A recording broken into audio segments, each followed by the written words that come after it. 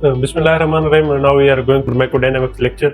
So, as you know better, we have pharmacokinetics, where we have discussed absorption, then the distribution into different tissue, and then their therapeutic effect. After the adverse effect, there would be a metabolism, then the excretion of the drug.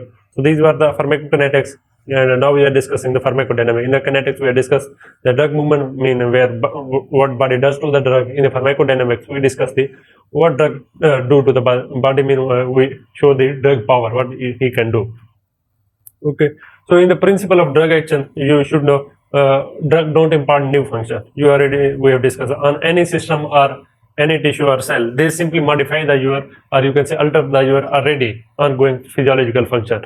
So they change the pace of your ongoing activity either by stimulation, depression, irritation, replacement, cytotoxin. In the stimulation, mean what? Increasing the activity like agonists do. In the depression, they decrease the activity like antagonists. Irritation mean they irritate or inflame your mucosa, which will sometimes cause the bleeding. Example is NSAID. So like aspirin. Okay, in the replacement therapy, mean that something is deficient, so you give it to for the normal physiology. Okay, to manage the hormone, nutrient deficiency or vitamin deficiency, like iron, folic acid, testosterone. So these we give for the replacement. Okay, so it's a replacement therapy. And the cytotoxic mean this cyto means cell, toxic mean you can say toxicity for the cell, mean they can kill or inhibit the growth of cells. So like a chemotherapy drug for the cancer. What is cancer? Continuously grows, so we give this chemotherapy against the cancer. Mechanism of drug action, how we the drug change the alter of you can say alter the pace of ongoing activities. Most common is the receptor mechanism. So ligand bind with the receptor and initiate the pharmacological action. So in the first step there is drug receptor binding, then the complex formation, drug receptor complex, which show the effect. So that is a receptor. So majority of drug follow this mechanism. Okay, but some have the chemical, mean they by the chemical reaction they produce their action. Like if there is a acidity in your the gut or in the stomach, you give a base drug. Okay, like calcium sulfate, or you can say any antacid. They do what? They actually neutralize the your acidity. So in this way, they are not directly binding with the receptor; they are actually neutralizing. So this neutralize in the by giving the antacids in the heartburn or reflex, we call them by the chemical mechanism there.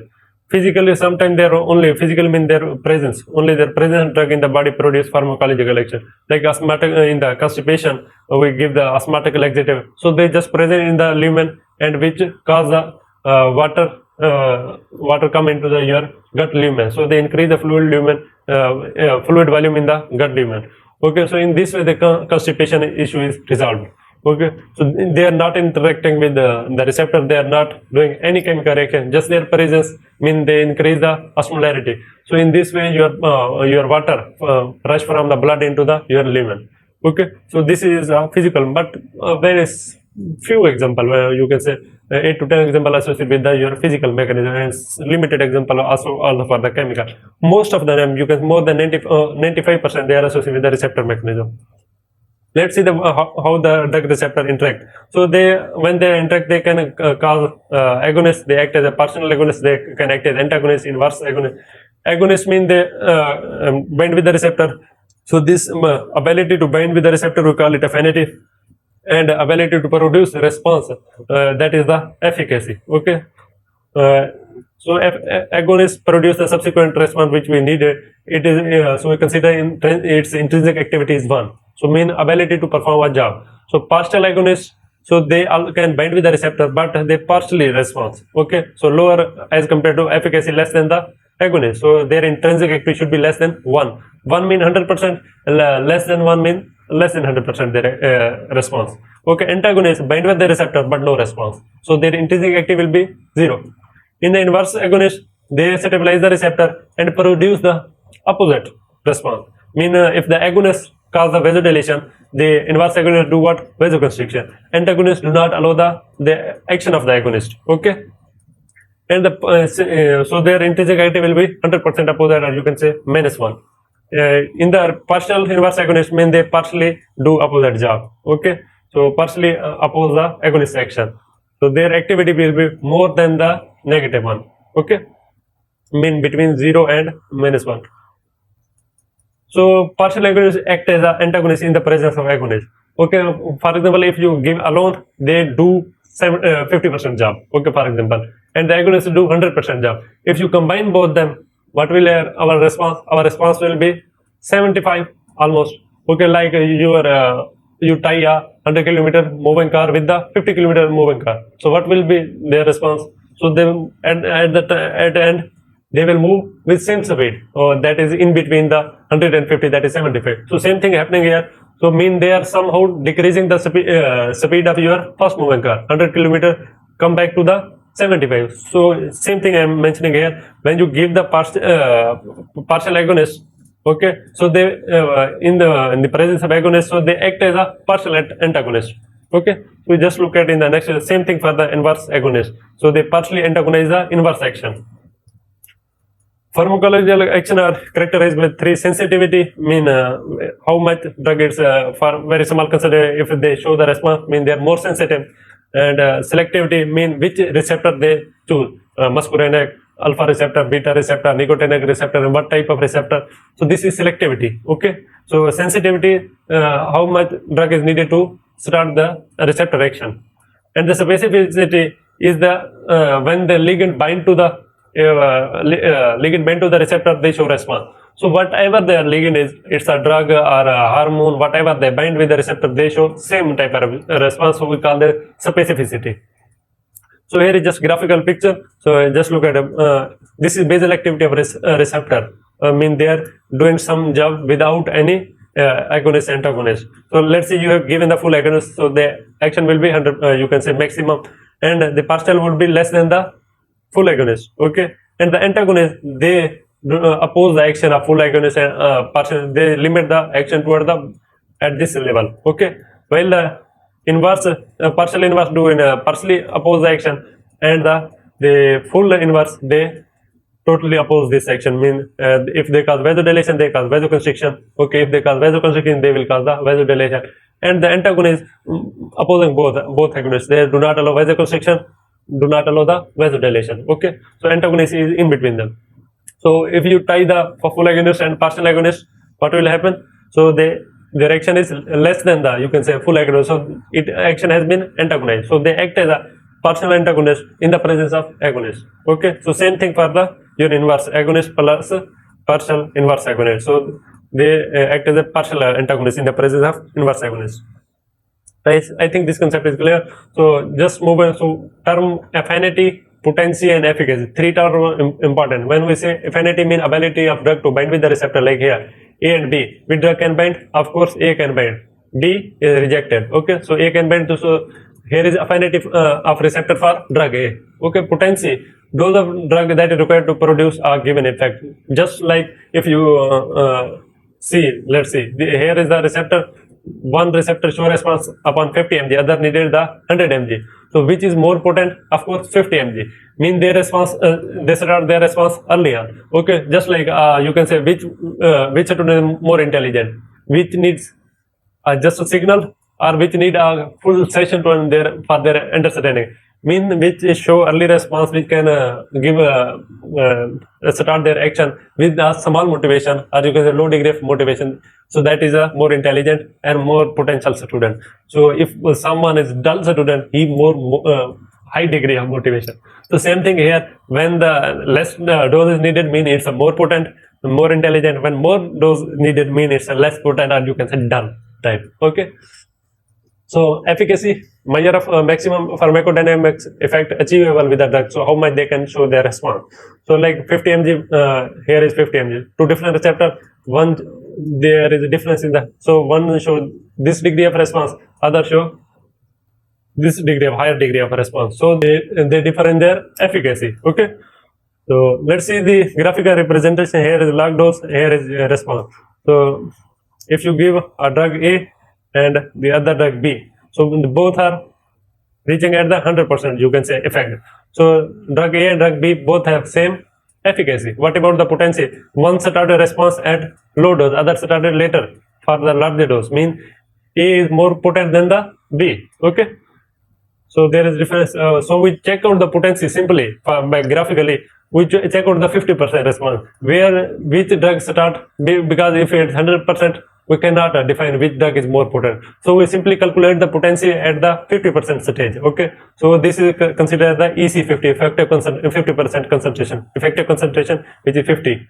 Okay, so by check out, compare this at the 50% response, which is more potent. So you can say here is A is more potent, but the efficacy is for the A and B is same. Potency for A is greater than the B. Okay, let's do another example. So here is drug A, drug B. Okay, one reaches 100, one other reaches the 50. Okay, which is more, which has more efficacy? A, B. Of course, A reaches 100, B reaches the 50. A is more efficient. Okay, so efficacy is E max for the your A and B. So efficacy for A is greater than the B. What about the potency? Potency they are same. Why? The 50 half of the 50 is the 25. So we check out their 25%. You can say, because their maximum is 50.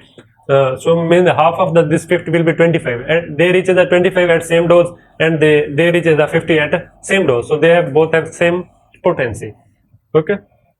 What about this? Just calculate. Don't move forward. Okay.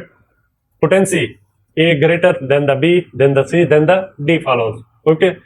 What about the efficacy? Almost A and C has same, then the B, then the D. So potency, you can say how much drug is needed. For the efficacy, how much show their response. So A, C equal response, then the less is, then after follows the B, then follows the D. Okay. So efficacy and potency, a lot of question will come in your exam, either in your undergraduate or your postgraduate or your step 1 exam in the pharmacodynamics. They love to choose this topic. Okay. So let's see the antagonist. Competitive antagonist, non-competitive. As the name represents, they compete for binding. Okay, so they compete with the receptor on same side as the agonist bind. So in reversible manner. Okay, so we are discussing the reversible, then we go for the irreversible. So while the non-competitive, they do not compete for same side. They have allosteric side. Okay, so just look at this picture. Here is a receptor. Okay, agonist bind. They show response. Okay, let's see. Here is a competitive antagonist. So they bind here. So now agonist will be rejected. So they are competing with the receptor binding side. Okay. So how you can manage this? If you increase the agonist, what will happen? The competitive agonist leave the space. So mean they are competing for the receptor binding side. So higher, which one has more concentration, they will bind with the receptor. Okay. When the mean agonist overcome, there is high concentration agonist, they will bind. When the high concentration antagonist, they will bind. Okay. So you can say they are surmountable. So you can manage it by increasing the dose. You can reverse the action of your competitive antagonist. Okay. So they overcome by the increasing agonist concentration. So we call them surmountable. It means you can cross the mountain. Okay. And they shift the curve into right. We discuss in the next picture. So they have same response, because when a receptor bind with agonist, so they show same efficacy. But what about the efficacy? Efficacy is decreased because you needed more dose. Okay, so increased dose mean less potent. What about the non-competitive? Non-competitive, they bind with allosteric side, not the actual side. By binding with the allosteric, they modify the receptor binding side. Okay, so in this way, this cannot bind with the actual the agonist cannot bind with the actual receptor side. So in this way, they modify the structure of your receptor. Okay. So and if you increase the dose, there will be no response, because there is modification in the structure. So then not overcome by increasing the agonist concentration. So we can call them unsurmountable. Okay. So mean if 10 receptor are present and 5 are mean allocated by non-competitive, so only 5 will show response. Mean you are and the other 5 will be no response. Okay. So what you can see in the efficacy will be decreased, and the potency is same, because if the receptor available, they can bind. Okay. Decrease response, decrease efficacy, similar potency, because which are normal, they show normal response, which are allocated, they show no response. Okay. What will be overall effect? Decrease in the response, but at the same dose, because if you increase or decrease the dose, there will be no change in the response. Okay, similar potency but decrease efficacy. This is non-competitive case. Okay, let's see the as I mentioned, they are surmountable. So how much you can say ratio, we need a ratio of dose ratio. Mean if agonist is 1, we need if one antagonist is present, we need 5 agonists. Like for example, this is specific for different drug. Okay, one needed 5 time agonist to surmount the competitive action, competitive antagonist. So let's say heroin patient, so with overdose come to your hospital. So how you can treat? By giving the naloxone. Naloxone, what should be there? They are the actually 10 mg is needed in the absence. Okay, they normally 10 mg can show the response, but the dose ratio is 5. So you need 5 times. Mean you need 50 mg to overcome the response. Okay, so in this way we can say they just for example of the competitive antagonist. Okay, so as I mentioned, they bind with the in a reversible manner, mean they can leave the substance. Now let's see the irreversible antagonist. What is the problem in the irreversible? They covalently bound. Okay, so covalent bond is irreversible bond. Okay, let's see. Here is a agonist. Here is a your antagonist. So they bind with the receptor. You can see just for representation, I show they form the covalent bond. Okay, so if you agonist will no response. If you increase the dose, no response because this is irreversibly bound. Okay, so you will resynthesize the new receptor, no response here. So non-parallel downward rate shift curve in the log dose, and their efficacy will be decreased because they, which are allocated, they show no response, normal will show the response. So what about the potency? Same. Okay, so in a reversible. So let's see the picture. So the competitive parallel shift rightward and the non-competitive non-parallel downward right shift. Let's see. Here is a drug, here is a response. So this is control, which is a normal, you can say receptor action.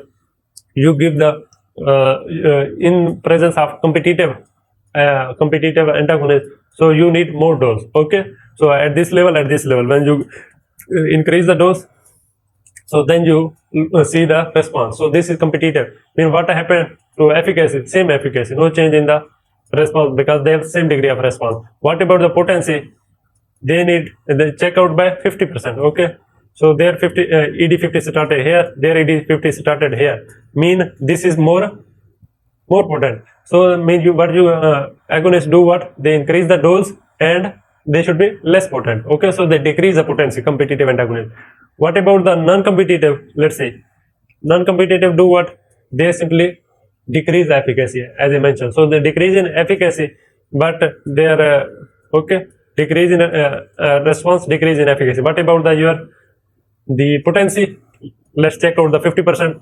Almost they reach the 50% at the same dose. Mean they have same potency. So you can say when non-parallel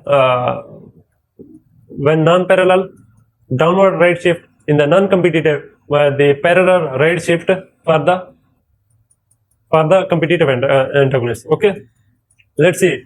We mix the both picture. Let's see how they show. Here is control. Here you given the competitive. Here is the non-competitive. Okay, so if you give the agonist, so they increase the potency. Mean they decrease the actual ligand. They decrease the dose. Okay, so they make them more potent. Agonists do what? Okay, so competitive antagonist, so and the non-competitive mean they potentiate the action, while the competitive they antagonize the action. Okay, agonist, so they parallel left shift, and the competitive do what? Right shift. Okay, and efficacy is same, but the potency is increased because they less dose needed. Okay, so in moral story, you can say when the for just for trick purpose, if they are your response curve is closer to the your y-axis, that is more potent, number one, and it reaches how much they take the grade from the your y-axis. Mean one reaches this level, one reaches this level. That shows the efficacy. So greater the degree in the y-axis, that is a efficacy, and closer to the y-axis, that is a potency, more potent. Okay. Let's see the physiological antagonist and the chemical antagonist. Physiological have different receptor, while the chemical no receptor. Let's see. So non-related receptor mean they are opposing the action, but not related to same receptor. Okay. So last which we have discussed, they were the pharmacological antagonist. Now we are looking at the physiological, which you normally see. So for example, a receptor alpha 1 and beta 2. For example, vasoconstrictor bind with the alpha 1, they call vasoconstriction. Vasodilator bind with the beta 2. So they call vasodilation, mean they opposing both the action, but we are the different receptor. We call them physiological. When the same receptor, we call them pharmacological. Okay. So both have the intrinsic activity. One no has the zero intrinsic, but we are the different receptor. So like glucocorticoid, insulin cause the hypoglycemia, decrease the glucose level, and glucocorticoid like glucagon, they increase the blood sugar, but different receptor. So these are the physiological antagonists. Chemical antagonists mean they directly interact with the drug. Okay, so they decrease the activity, antagonizing, remove it or prevent it from binding to the receptor, like that. So heparin is a drug which is an anticoagulant drug. Okay, so if there is a high dose of heparin, they cause a bleeding. So heparin is an acid drug. We give the protamine, which is a base drug. Okay, so they bind, they you can say inactivate the heparin. They antagonizing by chemically reacting with the heparin. So this is chemical antagonism, not receptor involvement. Okay. Drug response relationship, we have time response curve, mean drug response. What should be response to a drug? Okay, so this is the drug, and there are two types of. One is how much time is needed to response, how much dose is needed for the response. So we have two types of, let's say the time response. So they start response from this. Okay, so this period where no response means they take time to start the response. Latency period, here is your duration of a response. Okay, so then the reaches the maximum. So this is time. Okay, so here is start the time of action. Here is latency period where no response. So here reaches the maximum. So we looking at the time associated with the response. Okay, so it's a time response relationship. Here you can say IV. As you give, they enter into blood, they start their action. Okay, so this is IV. Mean they start as you enter the dose and they start action. While IM somehow later, subcutaneous somehow later. So these are time response curve. Let's see the combination of this picture. So here is just completing the picture. Okay, so you can see initially, so this period where the drug is just moving in your intestine, from mouth to reaching the intestine. So this is lag period. Then the absorption start. Okay, but not enough to start the action. When they mean this period is, you can say onset of activity or latency period when they start the action. So from this they cross the minimum effective concentration in the plasma, so they start the action here. So normally your all these four processes, absorption, distribution, metabolism, action is ongoing. Okay, but the in this stage the absorption is more. At this they are balanced, in and out are balanced, while at this stage distribution is more. Okay, so that's when drug is your concentration is decreasing because they already going to the tissues.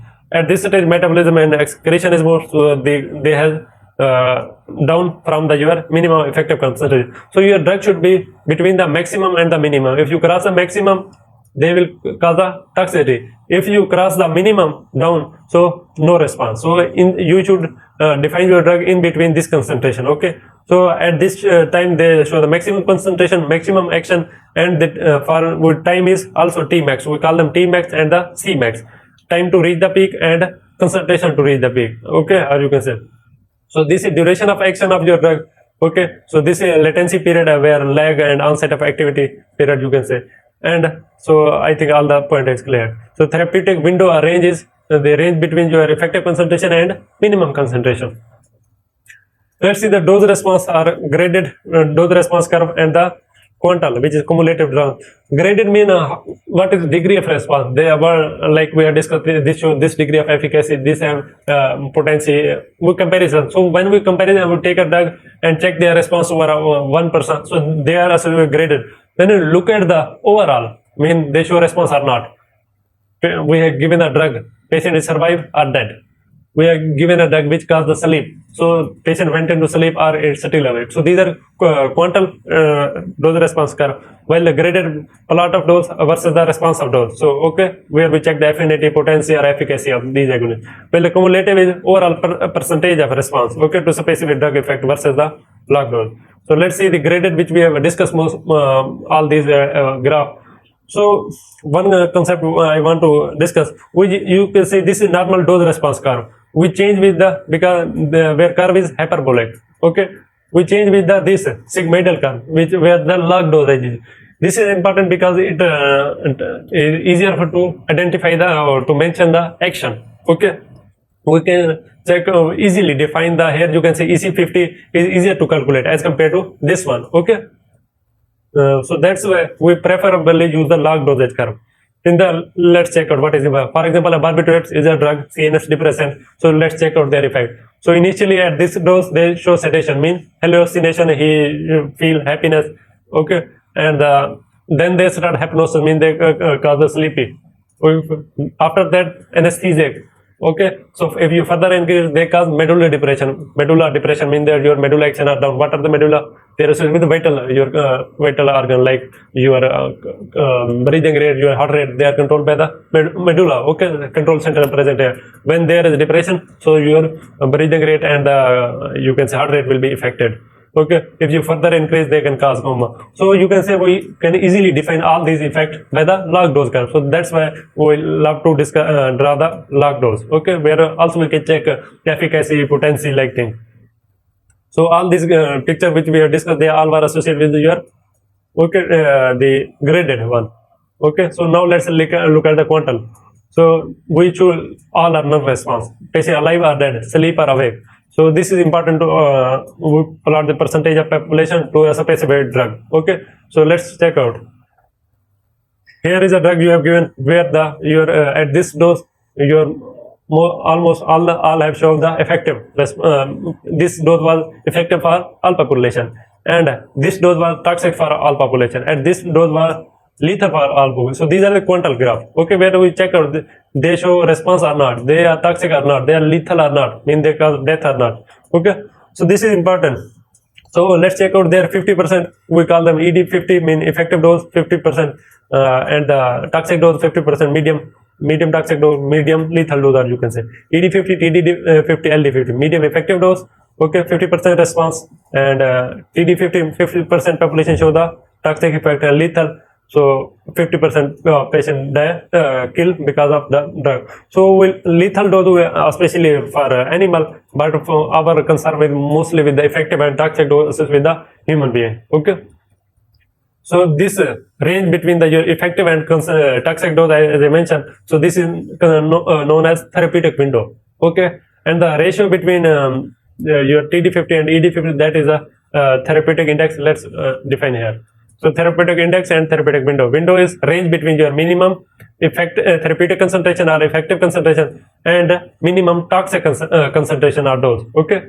So it's important to define the drug, which what should be the range of your drug for effective for most of population, and that toxicity is acceptable. I mean they can cause harm, but if they are compensatable and we needed more response, then we increase the dose. But compare the benefit and the harm. Okay. For the therapeutic index, it's a ratio of TD over ED. Means therapeutic over you can say toxicity dose over the effective dose 50%. So this is important for the selectivity of drug to elicit a desired effect rather than the toxicity. Let's see. Just for mnemonic we call it TIDE. Therapeutic index. T represents your toxicity dose 50% and E represent your effective dose 50%. So if animal, then we check out the therapeutic index by lethal dose and the toxicity dose. So but not for human, we cannot balance that. We cannot say sorry to the patient. Okay.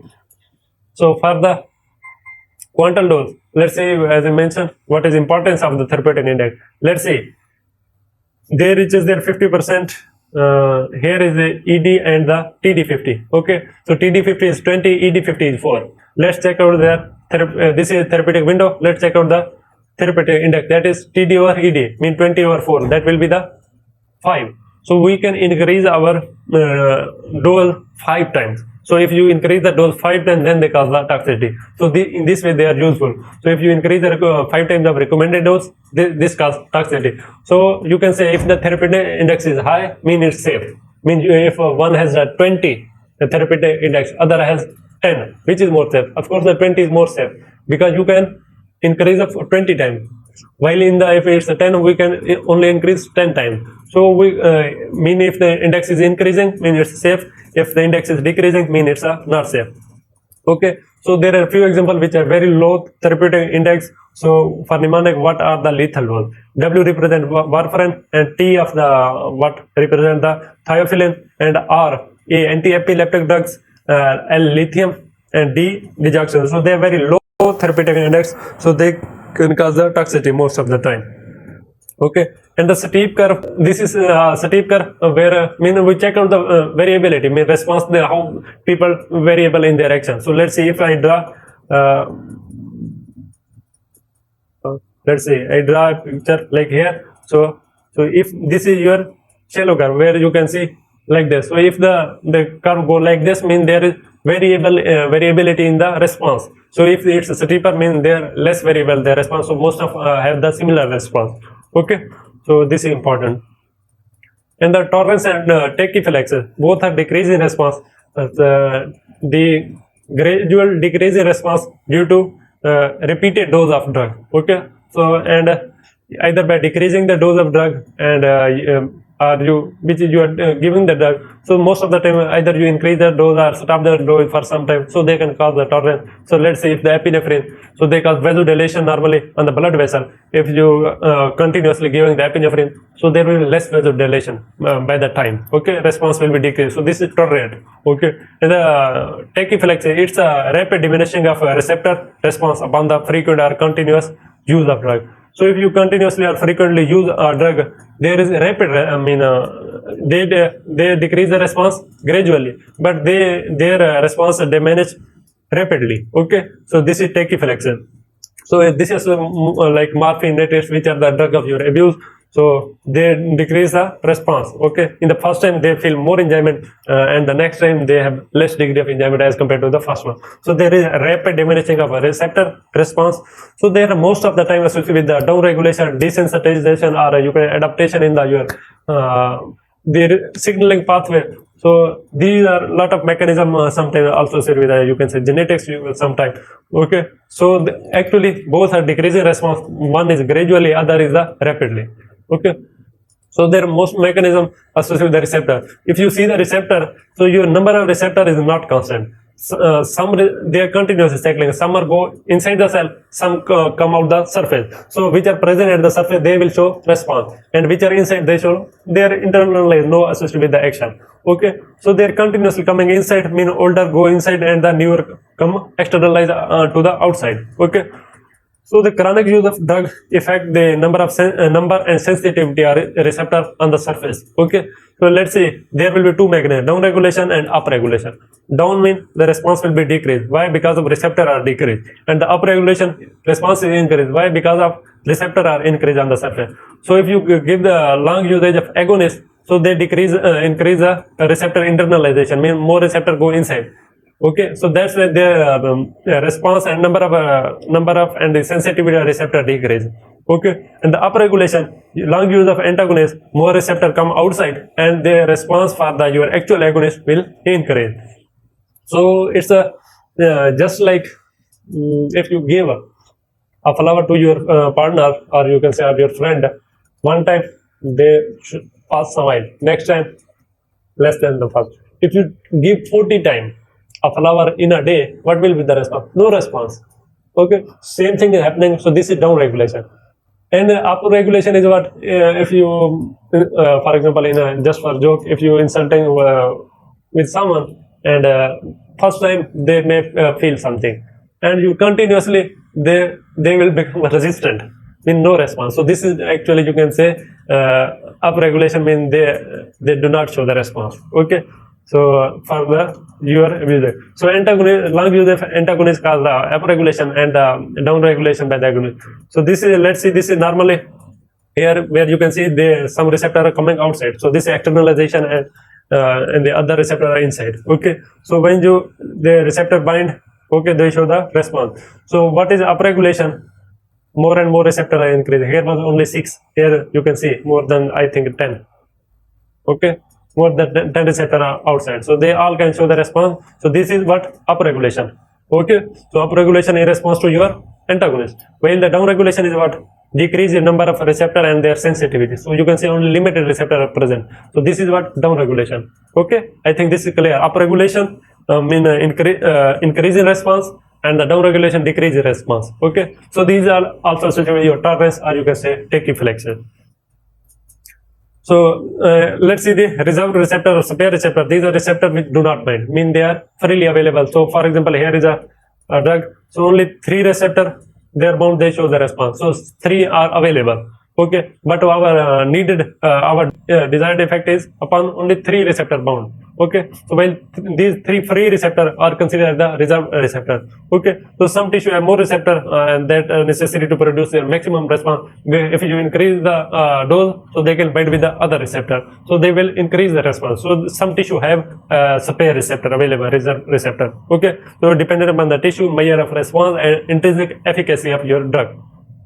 So, but note, remember this thing, if the R receptor are allocated, if you increase the dose, no response, because for example, all these 6 are allocated, you are increasing dose, if there will be no response. If the reserved receptor or you can say spare receptor available, by increasing the dose, your response will increase, or you can say efficacy will be increased. Okay. So, but if they are not present, increase in dose, no response. Okay. Let's see the drug-drug interaction.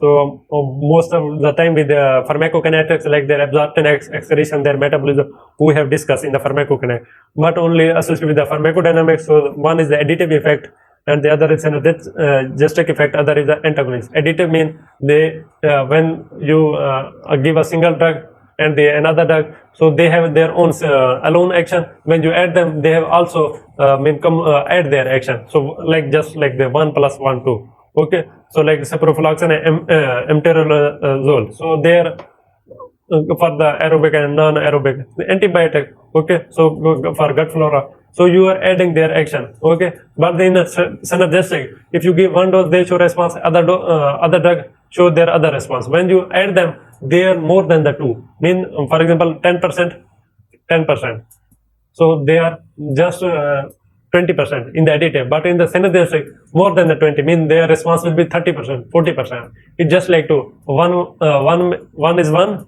2 makes 11. Okay, so same thing happening here. When you add 1 + 1, so 3, like aminoglycoside, and when you add with the penicillin, so their single response and their when you add them, there will be synergistic, mean more than that their single action. Okay, so their response will be more than that additive. So again, like Enterococcus cocci infection will give these antibiotics. For the antagonist, so there of course they decrease their response. So 1 + 1 0. Okay, like tetracycline, if you add with the penicillin, so they cause the chelation. So that's where they antagonist. So additive, simply adding both action. Synergistic, they increase more than the additive. Antagonistic, they inhibiting the action. Indication and contraindication. When you say indication, means some cases we think this drug should be useful. Okay, some cases are associated with some drug, so this is indication of that. For example, your cardiac beta blocker, indication for hypertension, indication for myocardial infarction, for congestive heart failure. So we use most of the time the beta blocker, cardioselector especially. Okay, but there is contraindication. If you give, there will be harmful for the patient. Okay, so these are like non-selective beta blocker. They're contraindicated for asthma patient, contraindicated for diabetes, contraindicated for the peripheral vascular disorder. Let's see. I think the contraindication and the side effect, they are more important than your clinical usage and the indication. Why? For example, for the hypertension, all the beta blocker are indicated, but you have given the non-selective, like let's see, beta blocker. What will happen? So the patient in the next day, in the one day you have given the beta blocker recommended, he go to the outside market and he buy the beta blocker, and the next day he come to the emergency with bronchospasm. Okay, problem in the breathing. So why? Because that was the asthmatic patient you have given, so they also cause the bronchoconstriction. Okay, which worsen the your the patient situation. So contraindication means you should not give this drug to that patient, and indication, so mean this drug is useful for that patient. Okay, beneficial, or you can say harmful. Define that. Okay, therapeutic effect means actual desired effect which is needed to help the patient. The side effect which are not needed, undesired effect frequently seen in the therapeutic drug dose. Okay, so there are some classification of adverse effect. So what should be? Sometimes they are type A, mean augmented, or you can say they are predictable. For example, if you increase the dose of insulin, there will be hypoglycemia. Of course, insulin causes hypoglycemia. If you they decrease the glucose level. Okay, if you large dose of insulin, they will cause the hypoglycemia. It's understandable, especially with the normal pharmacology, but sometimes they are unpredictable, bizarre type. Okay, be bizarre. So not related to normal pharmacology. For example, you have given a drug, they cause allergic response, they cause hemolysis in the G6PD deficient patient. So what is it's predictable with the drug? No, of course it's associated with some, they may associated with the patient. Okay, not associated with the normal pharmacology of, because if it's associated with the normal pharmacology, then they cause the allergic response, or you can say hemolysis in every patient. Okay, so they cause the hemolysis or allergic response in some patient, mean it's unpredictable. Okay, and the C-type chronic effect after long use of drug like morphine, they decrease the your endogenous endorphin and the enkephalin. So these are C-type adverse effect. The type D are delayed effect of drug, like someone is smoking for long period. Okay, so after some in the later age, they can carcinoma, they will appear with the bronchogenic carcinoma. Okay, so these are delayed effect. At the end of dose effect, for example, if you got the therapeutic effect, now you are want to leave the drug, so there to stop the drug sometimes cause the effect. Okay, like beta blockade, they abrupt drop, stop, cause the cardiac arrhythmia and hypertension because of what? Tolerance, upregulation. So their number of receptor is increased. So if you abruptly stop the beta blocker, there is chances for the hyperactivity of agonist. So because more receptor available for the agonist. Okay, so we gradually decrease the beta blocker. So failure of therapy type V, mean for example, you have given a drug for the insulin secretion. Okay, but if it's endogenously, mean it's a decrease in your body power, means you have exhausted all the cell, mean then there will be no response for the therapy. So these are the failure of therapy. Okay, so this is also a side effect. So type A, type B, C, D. A augmented, B bizarre, C chronic, D delayed, E end of dose effects, and F failure of therapy. So there is classification of drugs in the pregnancy. Most of the time, the students love to study in the reproductive, but I think I should mention in the pharmacodynamics, although they are not associated. But when you start in the next discussion of the systematic, so a lot of drugs are contraindicated in the pregnancy. Okay. So because they cause a tetrogenous, they are tetrogenous. Okay, because mean what? They can cause the congenital effect on the fetus. So their category A, B, C, D, E. A are the safest drug, mean there no risk to the fetus. Okay, safest drug in the pregnancy like folic acid, levothyroxine, and magnesium sulfate. So these are safe. B category are those drugs which have no risk to the animal in the animal study, and no adequate or we have enough data which show the adverse effect on the human fetal. So these are the B type. Okay, mean we are 100% sure, but here until now we have no data for the any adverse effect. So these are the amoxicillin or cefotaxamine, erythromycin, methyl dopa. So these all are B category. While the C, where you have seen the adverse effect on the animal, but we have no data for the human. Okay, so these are C type. Mean here is not for animal, not for human. Here is for the animal, but not for human. So these are we can use in the especially serious situation. So like this beta blocker, aminoglycosides acid, rifampicin, calcium channel blocker. So these are C type, means C category. D are those, they are positive evidence of human fetal risk from the studies. But we sometimes we use this in severe condition where life-threatening condition. So then we can use. Otherwise, in the normally we don't use. Okay, if it's a normal situation which we can compensate. If it's a life-threatening, then we can use it. Okay. So azithromycin, anticonvulsant, or you can say carbamazepine. So these all drugs are the your D category, and the X category out, because they are the proven fetal abnormality in the human as well as the animal. Okay, and the risk is in the risk involved in the use of drug in the pregnant woman clearly outweigh the potential benefit. Here we check out the beneficial and the harmful, but here is you can clearly you can say they are risky for the pregnant lady. Okay, drugs they are tetrogenous and contraindicated in the pregnant woman, or they are planning to conceive.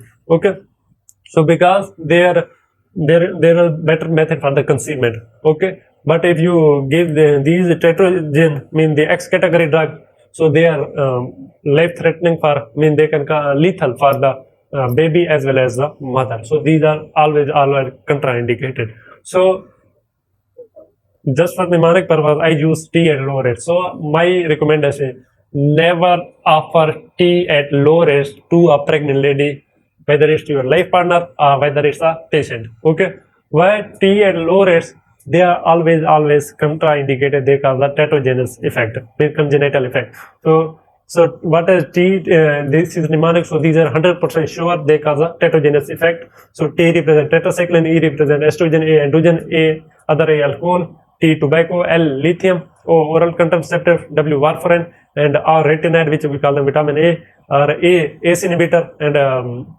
angiotensin receptor blocker, T thalidomide, and the E epileptic like valproic and the phenotime as steroid or corticosteroid especially. So these are always contraindicated for the pregnant lady.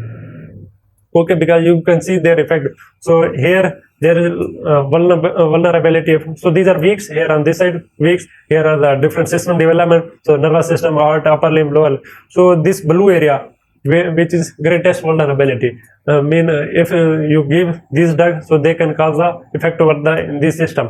But if the one system is developed, synthesis is normal, and if you then give, what will happen? There will be lesser vulnerability in their structure, but somehow their function will be disturbed. Okay, so here there will be structure anatomical disturbance, here will be the physiological disturbance.